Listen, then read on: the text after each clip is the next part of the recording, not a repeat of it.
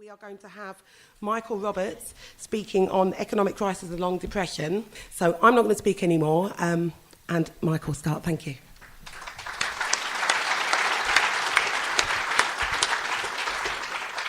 Well, thank you for inviting me to speak at Marxism Festival again.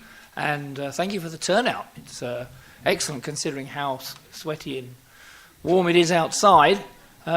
Only revolutionaries would turn out on a day like this to discuss probably one of the most driest subjects possible. So that's very great for you to do that. And also you've got to bear with the fact that my voice is just about has been going in and out for the last 2 days and may well, particularly if there's a difficult question, disappear altogether. Having said that, then, let's proceed. I think in your timetable it said it was going to be about the world economic crisis, which it will be, but I've given it a bit of a different title. Is Capitalism Past its use-by date, which is actually the last chapter in my book, The Long Depression, which I try to sum up some of the themes ahead for capitalism. And I think this discussion should really try to look at the big picture, the big economic picture globally. I'm sure you spent a lot of time discussing all the key issues taking place in the British and Irish labour movement and the class struggle there, Brexit, and Grenfell Towers, and all the immediate issues which confront us in the class struggle, and maybe even looking at, to some extent every day, of what's happening with the British economy. But unless we take a wider picture, look at the globe, look at the trends taking place for the world economy, we will not be able to grasp what direction capitalism is going in and how to react to that, because it's a terrible thing to say, but Britain is quite a small economy and not that important in the wider spectre of global capitalism. Yes, it's the 5th or 6th largest economy in GDP, but when you compare it to the colossus of US imperialism, or China, and even Germany in the case of Europe, it's not decisive economically, although it does play a very important role, British capitalism, in terms of global finance capital, way beyond. It's punching well above its weight when it comes to finance capital. That's to its advantage as a rentier economy, but also to its disadvantage when things go wrong, as we see at the moment. But let's just start at the beginning. I want to say that the book that I wrote was published just about this time last year, after much blood and sweat, and that was mainly with the publisher, who doesn't seem to ever get on with it. Anybody's ever tried to write a book, or even sometimes an article in a journal, finds how long it takes to get published. But so it's a little bit, even then, it was starting to get a little bit out of date, and now a year later, it's worth considering what it needs to be in terms of updating what's been happening in the last year globally in the world economy. Now, let me start with the main theme of the book, which of course is that I argue that the world economy has, since the end of the Great Recession in 2009, has been in a long depression, which I define in the book as where growth does not recover to its trend before, and in fact it sustains a way below level of growth in all the major economies, and that means also in income and investment. Now this is a 10-year rolling average of the GDP for the major economies. 100% would be the trend running across that, starting in 1970 up to the Great Recession when it collapses. As you can see, since then, the 10-year rolling average as a percentage of the trend before that is way, way below. It's the first graphic illustration of what I mean by this current position, the long depression that we're in. And if we look at the next graph, we can also see that the ability of capitalism to exploit us effectively, get more out of us as a workforce, increase labour productivity growth, has been declining significantly. It's still growing. Productivity is still just about growing in all the major economies. But as you can see, after the Great Recession, the ridiculous collapse there, and then return, that on the whole, the trend has been down actually for the last 30 or 40 years and continues to head almost to zero. So there's increasingly, capitalism is finding it impossible to develop productive forces, however hard they try to exploit us. And we can also see that in the case of the US. US real GDP growth rates over a long period, since 1967 in this case, you can see there's a 20-year moving average. We economists like to use 10 or 20-year moving averages because it takes out all the ups and downs in it. Of course, it's also very convenient if it looks the way we want it to look. And if we did something different, which I could do, then we might get a slightly different result. But I still think it shows that the trend, the ability to develop the productive forces in the major economies is being weakened. And we can see the key factor behind this low productivity growth. This is a very recent report from the IMF, in which they show, or the World Bank, sorry, which you show on the right, investment growth in the major economies and the emerging economies, the advanced economies. That's the black line. You see that investment growth has recovered, but it's nearly where it was at 5% at the beginning of the 2000s each year, investment growth. It's now around about under 2%. And even the emerging economies, the great success story of capitalism, the big economies, we can see that investment growth is declining sharply. And if we look on the left-hand side, we can see that factor productivity growth, that's the ability of economies to innovate and use all the new innovations to raise productivity growth. That's also declined from the 1990s, the black line. Then we get the period 2001 to 8, where it appears to make some progress in the advanced countries. That's the black dot you can see. On the whole, the black blocks on the advanced economies are always going down, and in the latest periods they're even lower than they were in the period 2001-8. Now, about autumn last year, the Organisation for Economic Cooperation and Development, the OECD, which looks after the world's top 30 economies, researches them, reported that the world remains in a low growth trap with persistent growth disappointments, weighing on growth expectations and feeding back into weak trade, investment, productivity and wages. The chief economist at the OECD, Catherine Mann, said, action was needed to lift the global economy out of a low growth trap.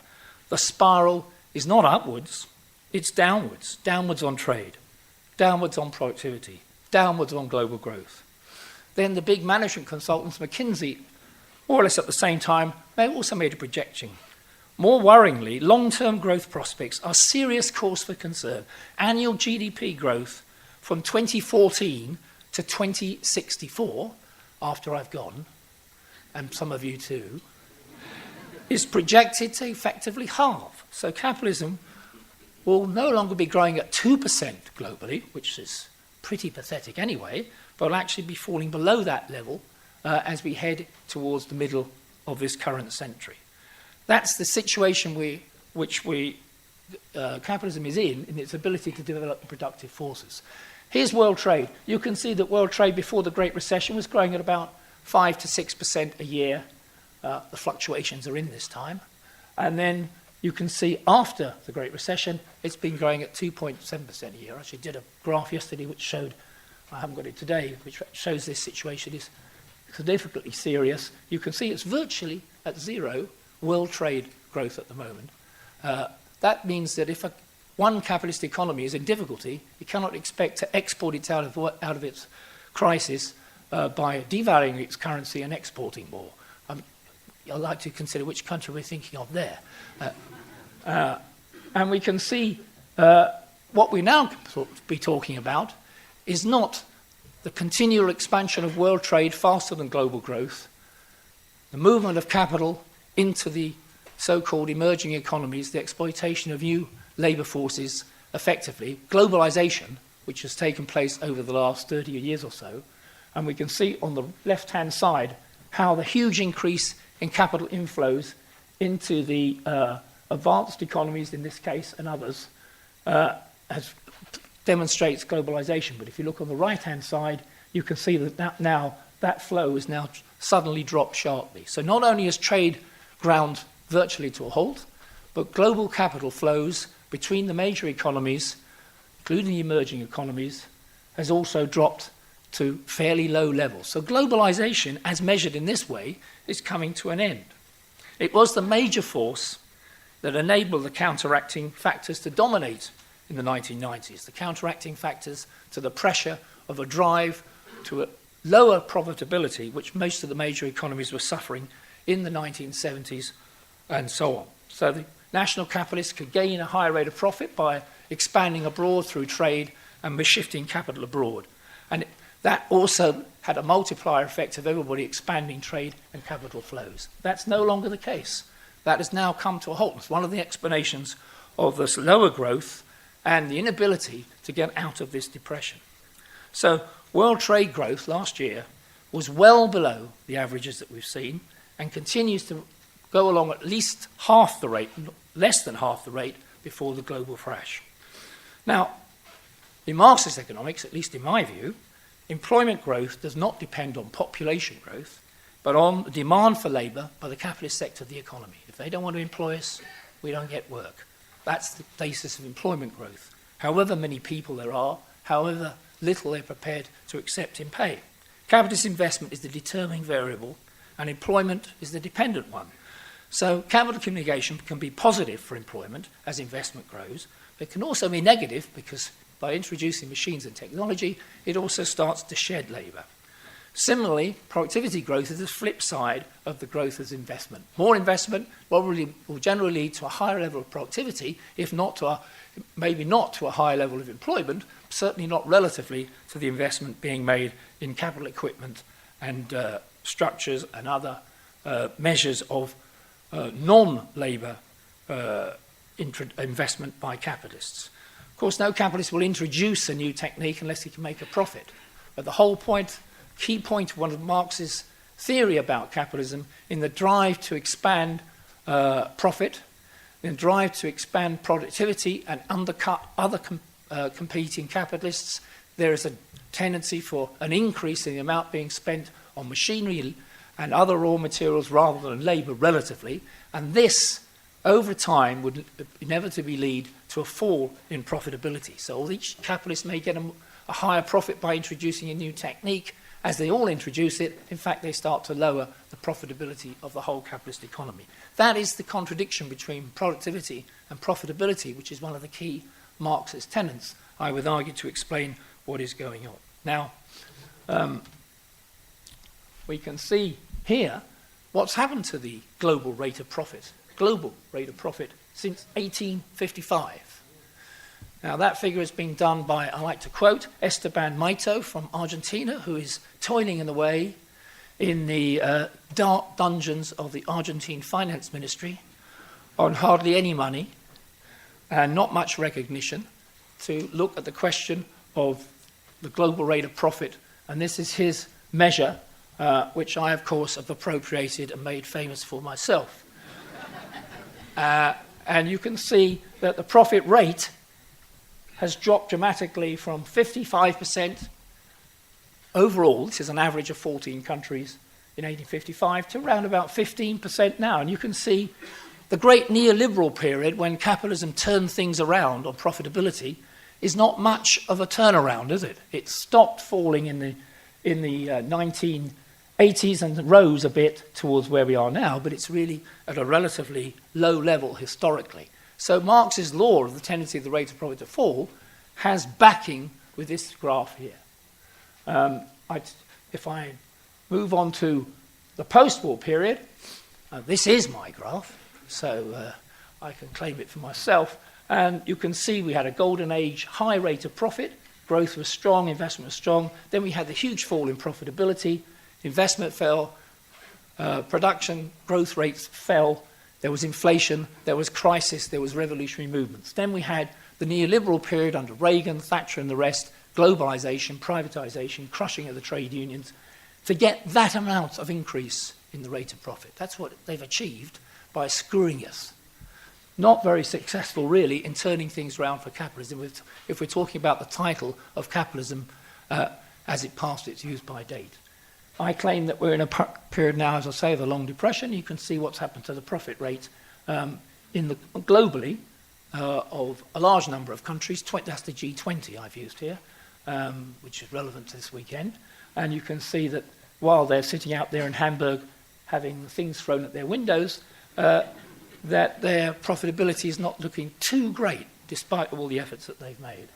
And at the same time, they've had to dramatically jack up the level of debt that the big capitalist companies have run in order to try and sustain investment and growth. So if I look at the red line, that's the investment that they've achieved from December 2007 to the 2015. Basically, this is the IMF figures, by the way.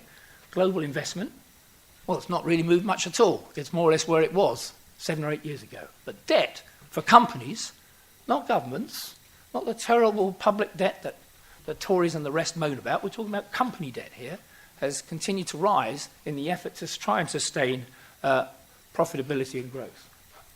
And what we really see is happening is, if you look at the whole long period, if we look at the productive sectors of the capitalist economy, we're taking manufacturing here, for example, whereas in the US, back in the 1950s, manufacturing was about 26-27% of GDP. Now it's under 12%.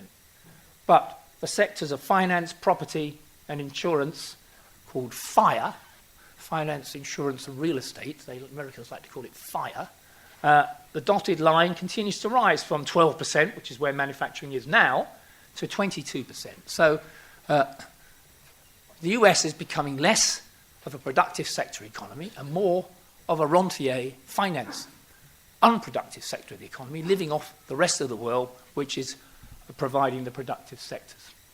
Less growth, more inequality. I'm going to have to speed up because I've hardly started. So you can see that GDP growth, the black lines are where we used to have GDP growth per person. Everything is below that, whether it's in the OECD, the US, the Euro area, or Japan.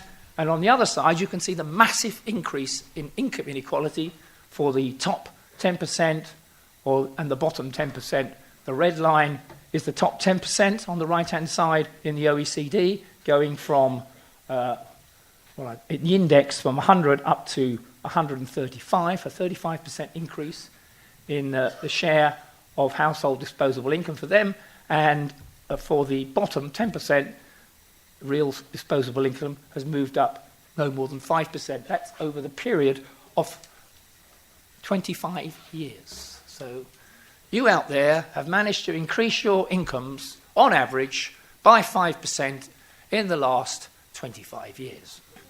The people you are working for, who you probably don't know their names, have managed to increase wherever they started from, by 35% over that period. And we can see that on the averages. These are other measures. You can see the inequality in the US, a Gini ratio, which is the measure of inequality, won't go into that now, rising high in the US and in the OECD in general. And for the first time in the US, the top 0.1% of wealth holders have as much wealth as the bottom 90%. 0.1% wealth holders have as much wealth as the bottom 90%.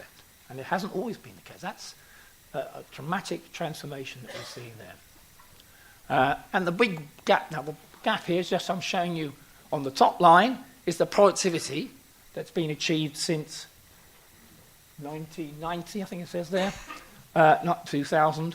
And the bottom of the blue line is how much wages have increased in the developed economies at the same time. So there's a gap developed between the two. Productivity is rising more, wages have been rising less, the wage gap. This is how capitalism is trying to get its profits up, by squeezing wages while trying to boost productivity. But as you've seen in the previous graphs, hasn't been greatly successful. Here's the United Nations measure of the whole world. They have found that just 0.7% of the population have 46% of all the household wealth in the world. And that 1% comes up, when you take it to 1%, it's more than 50% of the world's wealth is held by just 1% of wealth holders. And this will tell you how terrible it is, because there's probably people in this room who are in the 1%. How could that be possible, you're thinking? If I have mortgage and all the rest of it, because so many billions and billions of people have no wealth at all. So even the top 10% will conclude quite a lot of people in the UK and the US who have some household wealth, while the vast majority of the world's population here in 2017 have no household wealth. By that we means houses, any cars, and of course not even any sort of financial assets like stocks and shares. And for the first time, the richest, again another moment of record, the richest 1% of wealth holders in the world now have as much as the other 99%, 50%. This is what we see over the past period. However, here's the good news. According to the IMF, we are gaining momentum. The good news is that after these 6 years of disappointing growth, the world economy is gaining momentum as a cyclical recovery holds out the promise of more jobs, higher incomes, and greater prosperity going forward. By the way, every year the IMF has said this. However, maybe they've got more of a case this time. It may be gaining momentum, but we cannot be sure that we're out of the woods. Oh. That was a bit disappointing, the second line. There's no clear downside. There are clear downside risks. Political uncertainty, including in Europe, the sword of protectionism hanging over global trade, the tighter global financial conditions that could trigger disruptive capital outflows from emerging and developing economies. But the economy, underneath those uncertainties, is looking better. Now, this is turning up. Global manufacturing PMI. What the hell is PMI? Purchasing managers' indexes. Now, you know those polls we had during the election recently, which we had nearly every day to work out whether Corbyn was catching Theresa or not?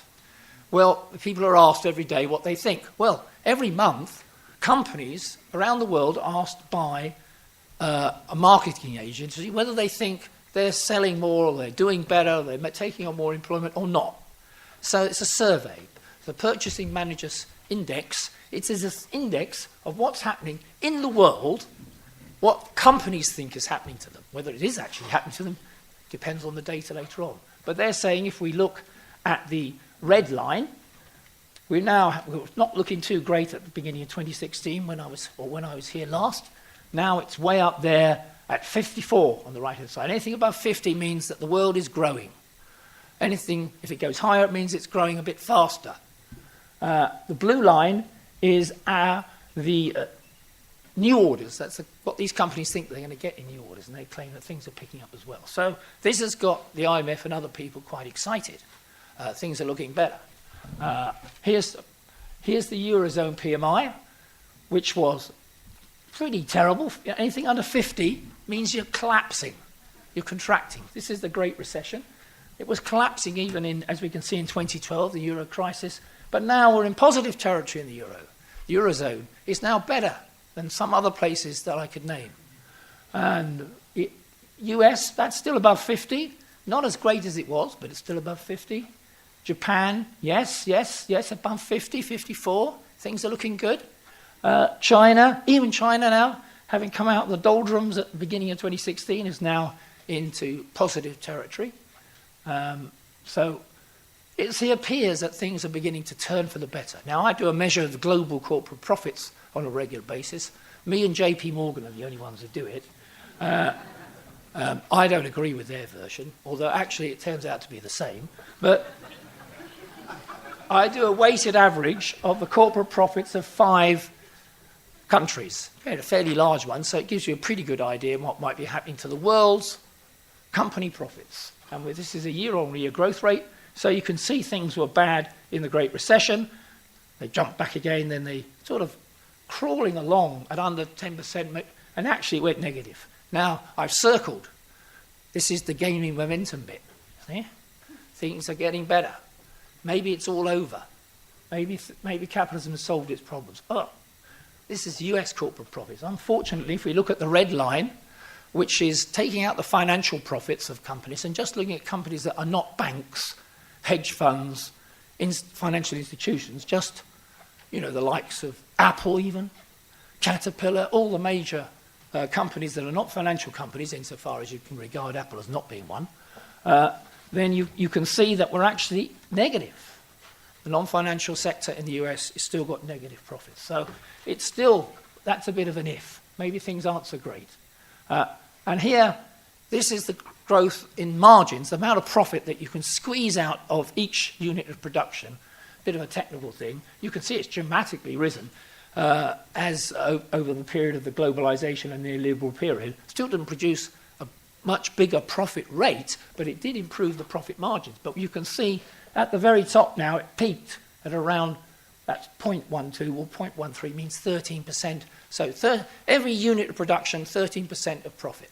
This 13% is profit. That's actually now falling back towards 10%. So gaining momentum, but some worries to there. And this is the state of US real business investment growth. Oh, not quite so good, is it? Having recovered from the Great Recession, bouncing along at 5 or 6 for a while. Where is it? This is the very latest figures. It's negative. Business investment is falling in the US. Non-financial corporations' profits are falling in the US, just at the time that the IMF is telling us that everything is gaining momentum, at least in Europe, maybe. This is the UK's profit. It might interest you a bit more, a bit bored with the rest of the world.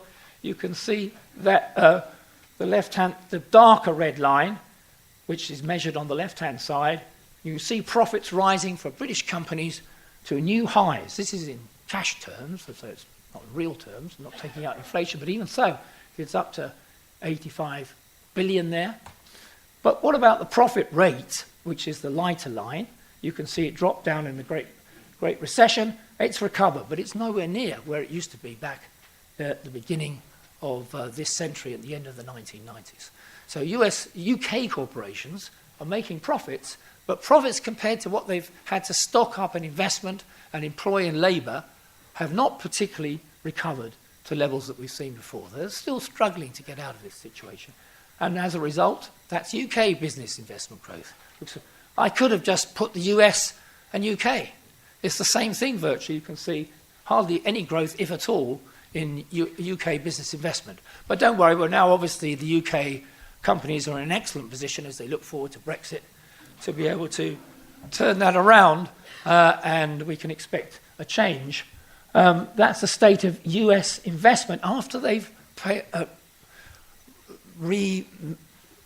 replaced existing capital that's got tired. Machines get old and have to be replaced. If you take out the cost of replacing everything, then you can see that the actual increase in new investment is only 2% of the total stock that the US has got. So I'm jumping through a bit here. All I would say is that if we are gaining momentum, there's argument against this, because this is a very long period of recovery that we're already in since 2009. It's now 30 months, in fact, it's more than that now. So it's quite a long period. And this business cycle in most of the advanced economies lasts about 8 to 10 years. We're heading up towards that now. So we can argue that if there's gaining momentum, it's about time, because we're about to come to the end of this cycle, which would mean a new slump. And that would pose a new problem. I have to do something about the UK. Of course, as you can see here, the UK's real wages, this is the figures only out this month, real wages, the orange line, below zero. Real wages, on average, in the UK are now negative. People are getting less money on a year-on-year basis. And because we can see inflation has rocketed up and wages are more or less not moving very much. And according to the Bank of England, this decline and stagnation in real wages in the UK is the worst and longest period of stagnation and fall in 166 years of the UK capitalism. You guys have never had such a bad time compared to all the other workers, even in the dark satanic mills, at least when it comes to wages. And we can see the gap of real wages short of where it was at the peak before the global financial crash. £490 a week, dropped back, there's still a £16 gap. So here we are 8 years later, and that hole has been lost forever. That money will never come back to workers. It's lost forever, and they're still not back to the level that they were in 2008. And we can see that gap showed the trend growth. If wages had carried on where they were in the period between 1961 and 2007 on an average growth rate, that's the trend line, then they would have gone like that. But that's what's happened to wages since the long depression started. the huge gap that's opened up there. Finally, I must deal with, in the last minute, 3 challenges for capitalism. That's a big one, because at this weekend, amidst the zombies and the Molotov cocktails, Donald and Merkel and the others talking about global warming. Donald says there is none, and that he's not going to do anything about it, and Paris can take a running jump. However, the evidence is ever so clear that not only is global warming a product of the industrial boom that we've seen, industrialization, industrial revolution of the last 150 years and the development of capitalism, but also it's accelerating the rapacious drive by capitalism to boost profits and use fossil fuels, come what may, is driving up the average temperatures in the world dramatically. Here I have a very latest piece of information from Jose Tapia from Drexel University, who's an expert on the subject. Now, I've only got 1 minute, but I should tell you, if you look at the black line with the dots on it, that is the change in carbon emissions every year on an annual basis. And the green line is the annual change in growth, in global growth, world GDP. And what Jose Tapia is saying is the reason carbon emissions accelerate, increase in amount, or don't increase so much, they're always generally increasing, but you can see they don't drop below the red line much, but the pace of increase depends on global growth. Global growth is driving carbon emission growth up. In other words, capitalism's rapacious drive for more profit, more growth, more production, more investment, at whatever expense, is the driver behind carbon emissions. It's not due to some sort of weather phenomenon. It's clearly related to what's happening man-made, and in particular capitalism-made. These are the reasons I would end now and saying why capitalism is questioned about whether it has passed its use-by date. We have low investment growth. We have low productivity growth.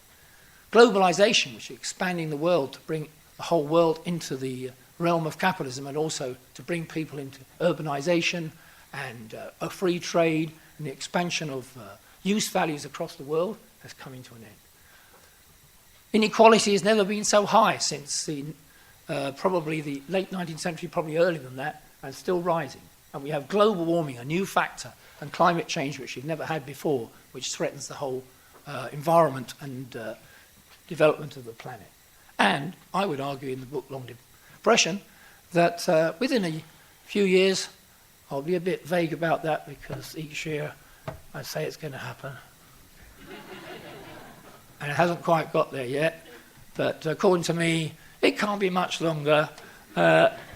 Maybe next year when you're here, you can throw eggs, or I can raise my hand in triumph to know that you're all in another slump.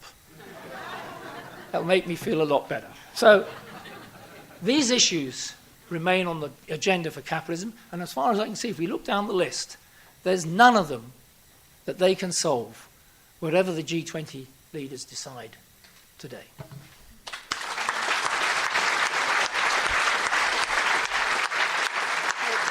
So the question is, what is the real difference between the productive and unproductive sectors? Thank you. So, sorry, I should say you'll have about 3 minutes. After 2 minutes, I'll tap this.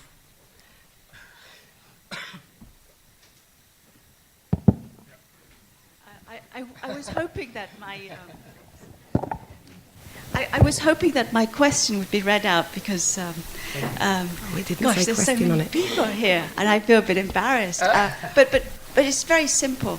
Corbynomics, right, was a revelation because, for once, the Labour Party was not attacked. In fact, there was a consensus amongst economists that they've done really well. They costed their projections and their promises and so on and so forth.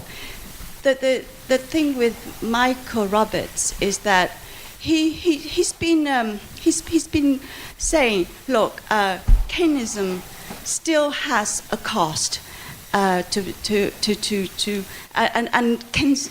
Keynesianism isn't really the answer because of the global world slump or the recession or the fact that the crisis of profitability. My question to Michael today is, can Corbynomics be delivered? And if so, or rather, when Labour gets into power, will the pressure from corporations, whether in the heavy but political pressure, but the fact that capital can withdraw, and are we heading towards some kind of closed borders because of Brexit and so on? So it's very open and exciting, and I was wondering if Michael can come back on that. Yeah, I just want to draw out the political implications of the analysis, because it's very stark in lots of ways. What we're being told is that capitalism is in long-term decline, that the solution of the ruling class, the dominant expression of what they do, is austerity. Austerity really hurts people, it gets worse, and it is not a solution for the system, so it's going to continue. That's basically what we're being told. And in lots of ways, that really means we have to up our game, because in some ways it confirms our analysis. If you're a revolutionary, what we're being told is that revolution is really the only solution here. But we unfortunately don't have that's not the dominant narrative. I mean, the last speaker talked about Corbynomics. Corbynomics won't be able to solve the crisis of capitalism, as we've just seen. It doesn't do anything about the tendency for the rate of profit to fall and so on, and it will be under major pressure from the British capitalist class as soon as it was to be enacted. So we really have to, I think very hard about what we're going to do about all of this, because we have to be relating to, our problem is that we're trying to relate to forces that are bigger than us, but that don't have our interpretation of what's going on. So I think we have to be really systematic in communities, winning the confidence of people, knocking on doors, talking about the issues around austerity, working in the trade unions obviously, but also thinking about how we relate to the left of the Labour Party, because there surely are people in that movement who haven't yet come to the conclusion that we have, but that actually do want to change the world. And so we have to really think about, are we going to build those united fronts? Because when the next crisis comes, we have to have credibility. The revolutionary left has to have the credibility to move forces with us, otherwise we could lose them the other way.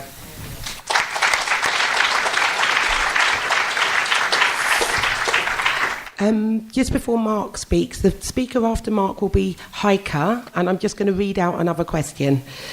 Some British financial journalists are suggesting that a subprime type bubble is happening in the British car industry, PCP plans. Are they right? Thank you. Hi, I'm Mark from Lewisham SWP. I just want to thank Michael for what is, as always when Michael speaks at Marxism, a very insightful talk. Michael said that sometimes economics can come across a bit dry, but I think actually when you connect it to the political consequences that come out of all the graphs and the contradictions embodied in what's going on in the world economy at the moment, you see actually it's not dry, it's the beating heart really of the brutality that we face at the hands of the ruling class. And Michael's right to speak about it being what drives the fossil fuels at the moment. If we see how Theresa May's trying to drive through fracking here in the UK, but it's also the beating heart when they attack. When they're trying to drive up their rate of profit, that's not separate from the £2 a unit that the people that put up that flammable cladding on the outside of the Grenfell Tower were trying to save. This is how they try and solve the problems of their system, by attacking our class. The little bit that you saw that started in the 80s, the sort of 30 years where the rate of profit did a little bit better, it did a little bit better because they came after us. That was what neoliberalism was. It was the ruling class's attack on working people. And what we're seeing now, actually, with people fighting back and looking for alternatives across Europe, is the response to what we've suffered under that attack for 30 years. But I think the comrade that spoke before me is right, that this can't be solved by tweaking around the edges. Michael's right to criticise Keynesian responses. What we need is to get rid of this system that drives the brutality, not to try and moderate it, because that won't do it. It won't cut it. And that's why I would urge people to join a revolutionary party, to join the SWP and help us fight to undermine their system.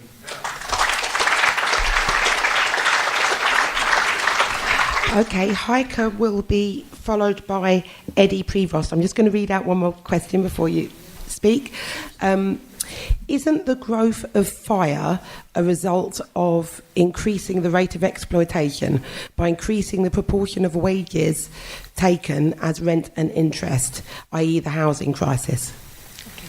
Yes, I first of all thank Michael for his work, because I'm Heike. I'm living in Argentina, which is where my research based, and people like us looking at the small scale of things, you know, we live off hunches about the bigger picture, and Michael does a fantastic job pulling together macro data about the global economy and where it is going. It is very, very valuable work. But there are always some small aspects, you know, where perhaps that might get lost looking at that macro picture. And there are a few things, but I want to focus on one of the things that actually also links to your argument in your book about the resolution of the depression. I fully agree with everything about the depression and so on for a long time. But the capitalist resolution of that depression, you sort of make that point in your book that by comparing it to that it's closely comparable to the 19th century depression, which is fair enough. And that it'll trickle on and possibly without a kind of military confrontation necessary, as it did then. But I think that is a slightly wrong take on the crisis. I mean, I think what we need to understand is there are different models of capitalism that are emerging that give rise to these crises. There's history playing part, and it all mark these crises slightly different. So because it's capitalist crisis, depression, what have you, they all have, of course, a lot of aspects that they share. But they also all have their peculiarities. And when you talk about globalization didn't just take place over the last 30 years. It intensified over the last 30 years, of course. But it's always been an aspect of capitalism. And but the intensification, of course, of globalization over the last 30 years doesn't just happen in the economic things. It's pushed by the economic, by economics, by capital. But it also has political and cultural impacts, which is why we are today in a situation where we see where risings happen. They confront similar things. They develop similar, even political and cultural aspects in terms of how they confront the crisis. They have small aspects that are always different in terms of local history and how it plays in. But that's what makes actually global revolution, workers' takeover of the economy, much more likely today than it did in 1917. And also that suggests that if politics has got a role to play, then we also need to recognize that even Corbynomics can manage a crisis. What you can learn from Latin America, for example, from Argentina, is a crisis management. They didn't resolve the crisis. That's part of the problem. They didn't resolve it, but they did manage to create, to maneuver the crisis, to maintain certain raise wages and so on and so forth, which also actually helped the struggle in the end today. I mean, there's mass movements going on at the moment. I'll leave it at that. Thank you. There's an article in today's Telegraph just precisely about productivity by Andrew Sentence. I'll just read out the last paragraph, and I'd like your comments on it, Michael. What it says, if I can read it, I'm nearly blind. The shift to a more service-orientated economy may limit our scope for boosting productivity growth in the UK, remember. But many of the key levers are in our own hands. We need a much more committed approach to skills development, infrastructure investment, and tax reform. And he does a lot on the tax reform if you read the article. So there's that. But the other thing I'd like to ask you, I sometimes watch RTTV, Max Kaiser, I don't know if any of you watch him, and quite interestingly, he's quite an eccentric person, but nevertheless, he's quite a skilled operator on Wall Street and the rest of it. And he says that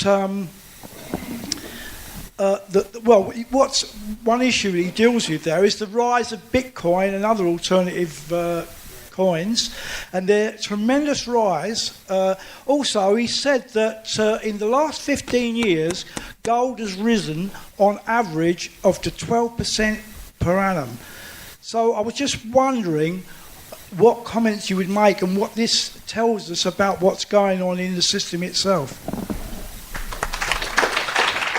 It seems that carbon emissions last year have significantly fallen below growth on the graph. Why is this, and will it continue? Yeah, I just had a question about whether Corbynomics, if Corbyn came into power and tried to implement his programme of social democratic reforms, and we did go into a crisis, would that be able to?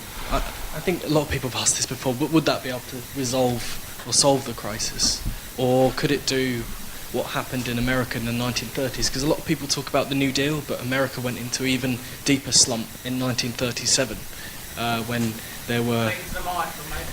America in the 1930s, Roosevelt tried a very soft, not very hard form of Keynesianism reforms, but it didn't work. It led to an even deeper slump in 1937, which only America and the West came out of because of the Second World War. So if the system goes into crisis and Corbyn comes into power, what would happen in that situation if he tried to introduce reforms in it and it failed? Because it's not necessarily going to go to the left, it could go to the right, it could lead to demoralisation. And I just had a question. I work in insurance, so is insurance unproductive? Because where I work, it's like a factory line. It is like a satanic mill of the 21st century, and it does feel a bit like we're being pumped for surplus value. But are we not productive? Are pensions and insurance and finance not productive? If we could have an explanation of, because there's a lot of people who work. Most of Norwich is insurance, so maybe we're all really unproductive. Anyway, I'll finish off. Thank you.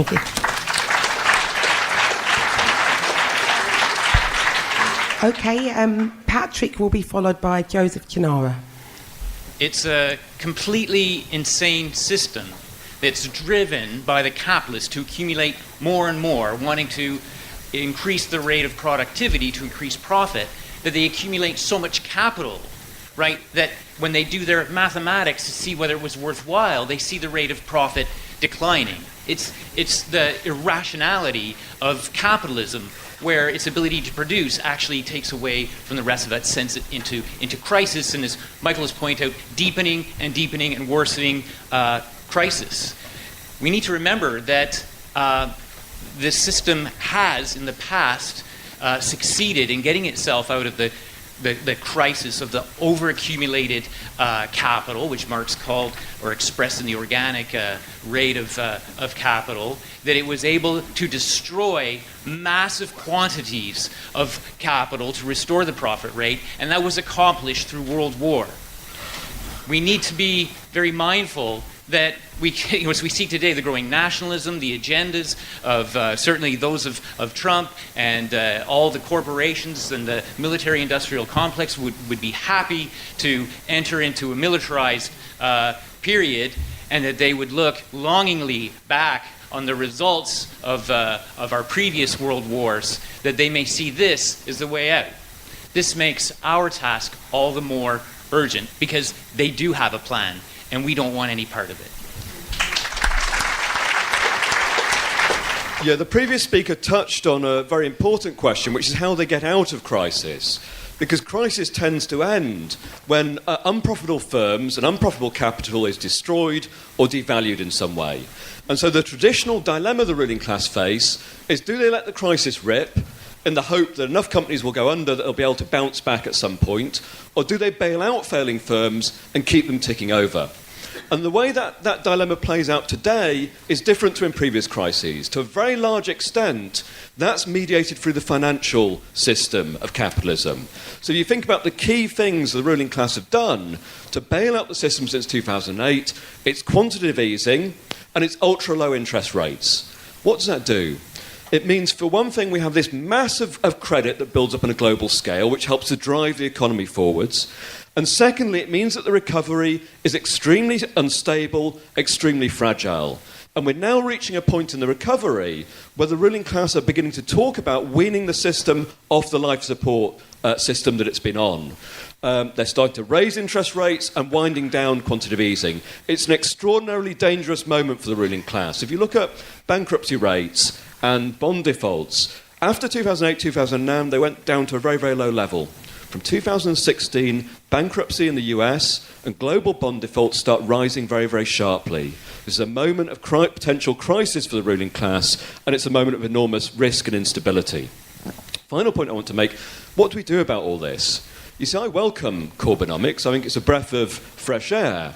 But we have to understand when we talk about these Keynesian measures, there's always two ways of looking at Keynesianism. Is it a system of demands to bail out the capitalist system implemented from the top down by government?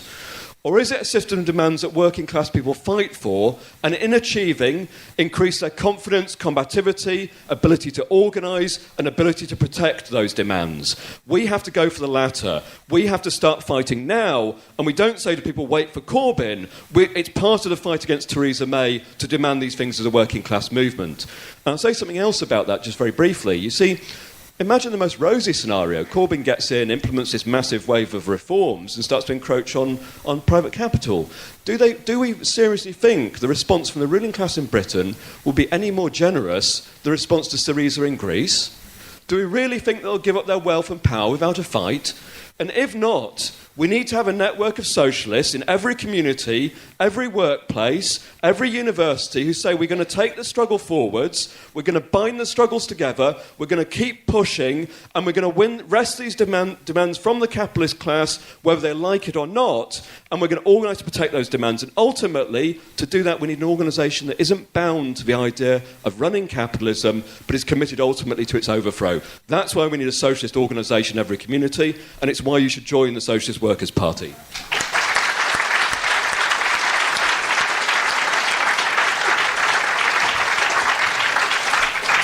Very hard to follow that. I was reading a book by Anwar Sheikh recently, his new book, Competition, Conflict, Crisis and Capitalism. Yeah, 6 months. And there's a really good chapter in chapter 11, and it's based on interest rates. Oh, sorry, it's exchange rates. But basically what he argues is that, you know, the neoclassical ideal of how international trade works is that you have a balance of trade, regardless of how powerful that capitalist country is in exchanging with another, let's say, weaker capitalist. There's always going to be a balance of trade. But the great thing about Anwar Sheikh does is that he rubbishes this. And what he says is that basically what happens between a more powerful country, let's say Germany and Ireland, there's a good relationship in this, in that Germany has more regulating capital at its centre, and as a result, it creates a liquidity mismatch, and that creates a differential interest rate. And investors in Germany will invest in Ireland, but the bond yield will increase, but this creates further indebtedness. So if you look at the Eurozone and this idea of, you know, we're going to get rid of the debt, this is one of the ways to do it, particularly with austerity or whatever. In fact, some of those measures that they're actually deploying is further indebtening the periphery. And that's a fundamental contradiction, particularly if you begin to look at that on a wider scale, look at Africa and the subcontinent or whatever.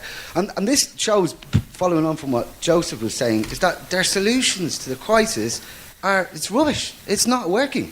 Right, and like no matter how sharp they come about, you know, all these professors when they're introduced on the TV, if you look at their measures, they are not working. They're fundamentally not working, and this shows a necessity by the left to not only offer a solution but capture political spaces in order to drive forward a tangible and credible solution that puts people before profit. Thank you.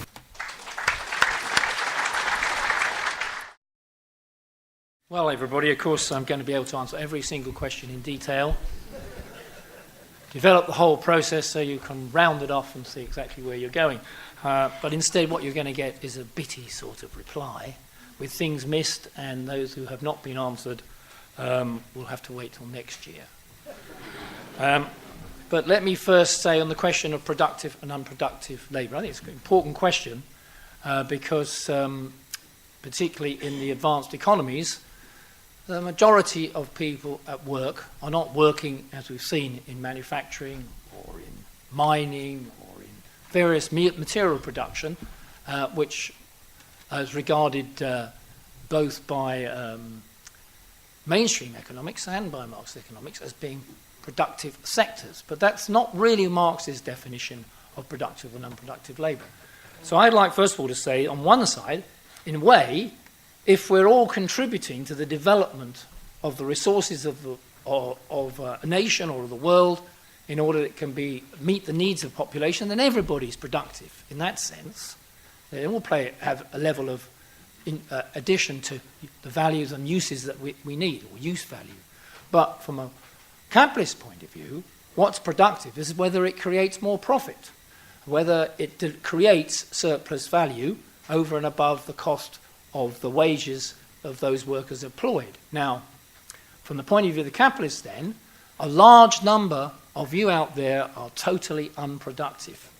That includes myself, that includes the insurance guy, that includes every public sector worker, including firemen. Really, they're not much good in terms of creating extra surplus value. They might put fires out, but really we could let them burn and perhaps get more profit another way. So when you see it that way, you can see that it also exposes the contradiction in the capitalist process of production between productive and unproductive. Marxist economists argue about exactly whether somebody is creating surplus value or not. But the gist of it is, as far as I'm concerned, is that basically what we call FIRE, finance, insurance, real estate, the whole of the government and state sector, except that getting oil out of the sea if it happens to be a state company or something like that, that's a whole unproductive sector. That is a cost to capitalist profit. It's a necessary cost because we have to have, if I'm a capitalist, we have to have you sufficiently healthy to go to work, sufficiently educated to use the machinery or make a decision and that sort, and sufficiently awake so that you can be used to exploit. So it's a cost, it's a necessary cost, but that spending is really unproductive. So it explains austerity very well, doesn't it? It tells you why you have austerity. If capitalists' profitability is falling, if there's a crisis for capitalist production and its profits, then it looks to cut costs. And one of the key costs is the unproductive sector, the state sector, which, as far as they're concerned, is a necessary spending, sometimes forced upon them, and they wouldn't like to have that. Let's not have apprenticeships. Let's just let people casual labour. Let's have precarious contract relationships. Down the road, you could say that's bad news for productivity, which it clearly is, because it doesn't create trained and efficient workers. While Germany, for example, keeps on with its apprenticeships, produces higher productivity, better growth. It's more efficient. But capitalists who want to drive up profit, perhaps in the short term, in a crisis, will look to cut away all those unnecessary costs as they see them that have been forced upon them. So that distinction is a key factor. There's a key contradiction in capitalism between the productive and unproductive workers. And I think if you think of it that way, then you can realise, if you happen to be a teacher or a nurse, that basically you're unproductive to capitalism. Of course, you're productive to all of us because you provide a service and a use that we all need, but that is not what capitalism's purpose is. Capitalism's purpose is to produce for profit, not for what people need. There's a difference between producing to make more money and producing to make things and services that people need. It's a fundamental contradiction, and that lies the explanation that Marx provides between productive and unproductive labour. Now, some comments have also mentioned a range of questions about the huge boost of credit. Joseph was pointing out the huge boost in credit to try and keep the world economy going, or the major economies going after the Great Recession. It's had limited success in boosting growth or on investment. It's had a huge success in boosting the prices of the stock market, bonds, and all other financial assets have rocketed up every day. If you happen to read or watch any of the business channels or anything, every day, new record high for the S&P 500, which is the index of the US economy for the top 500 companies. Their prices is indexed, or the FTSE 100 reaches a new high. So the price, the stock market price of companies, is bouncing to new highs all the time. And yet, growth is relatively low, investment, as we've seen, is flat, profits, although they've improved, still remain relatively low compared to where they were before the Great Recession started. So there's a big gap between this fictitious capital, the value created by the stock market and its prices, and the reality in terms of what's available in real value for capitalism, in the surplus value, crystallized into the stock that they've got to produce things for profit. And that contradiction is continually developing at the moment, so bubbles arise. Now, all sorts of bubbles, cryptocurrencies or bitcoins, and there's all kinds of other ways of people trying to make money out of money. Literally, in this case, they invent a new form of money and ask you to buy it. So you can go and tomorrow, if you get your smartphone up, you can go to a site and you can buy and sell a cryptocurrency, whether it's a Bitcoin, but you're not actually. What you're doing is you're trusting that this money will actually be converted into some sort of money that you can use, or a thing you can use down the road. So it's a trust thing. People are trying to invent a new currency, and it's become a bubble, really. This currency has been invented to avoid the banks and avoid existing currencies, and also to make money out of you by you wanting to bet on it. It's another little scheme to get people. Used to be tulips in 1620. Now it's bitcoins, and we'll have more of those. The argument that we're about to have a huge bubble in the car industry, because as I'm sure you know, is that now nobody buys a new car. What they do is they take out a lease, so much initial payment, and then they pay per month. So you have this scheme, and then after, say, 2 or 3 years, you either hand the car back or you take out a new contract. So what's happening is that all the car companies, to get you to sell it, are actually providing a sort of credit system by which people can buy new cars. What's happened, of course, is that when they get the car back, they find nobody wants that. Second-hand car market has dived. Apparently, now that the biggest success of Brexit, by the way, is that second-hand cars in Britain are so cheap that the Irish are coming over, buying them, the car dealers in Ireland, taking them back to Ireland and flogging them in euros and making a huge profit. But this, I don't think, is really a credit bubble that we have to consider the proportions we saw in the housing crisis of 2000. But it's another indication of the whole process of driving up fictitious capital to try and create a market, trying to get production going. I have to finish because I want to make 2 minutes. I can't possibly deal with the 19th century depression. I can't deal with Argentina and Venezuela. All I would say is that Keynesianism in Argentina was lucky, as was Venezuela lucky, in the huge boost of the commodity prices in oil and so on. And when that came to an end, the solution of remaining within a capitalist system but applying measures to increase the conditions of working people could no longer be sustained.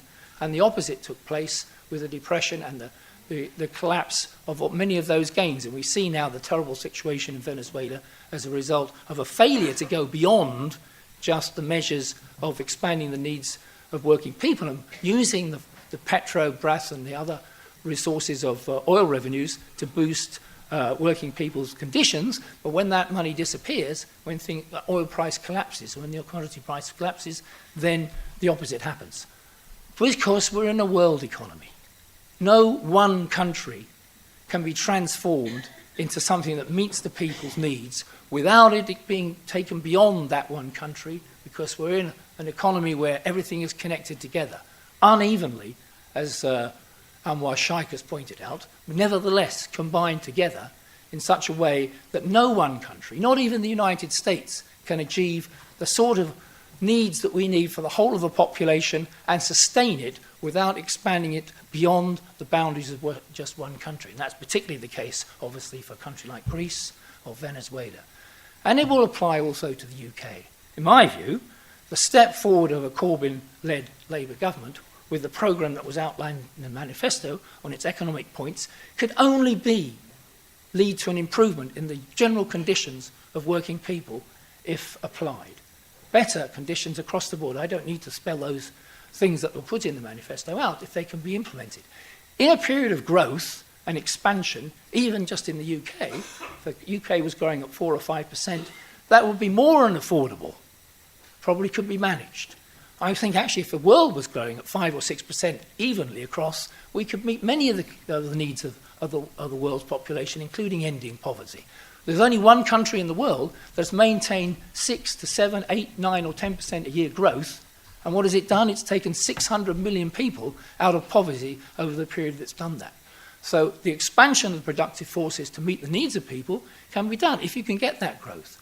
But British capitalism is not going to grow at 4 or 5 or 6%. So when we have a Corbyn-led government, it's going to face the difficulty of trying to carry out that programme, on the one hand, under tremendous pressure from the anti-labour forces, from big business, not only inside the UK, but also outside, because remember we're talking about the City of London and finance capital, and the pressure that's going to be placed upon a government. But also, we have to consider, this is the worst thing about it, is that even if there was some growth, it would be very difficult to see that being sustained for any length of time without going further and replacing capitalism altogether.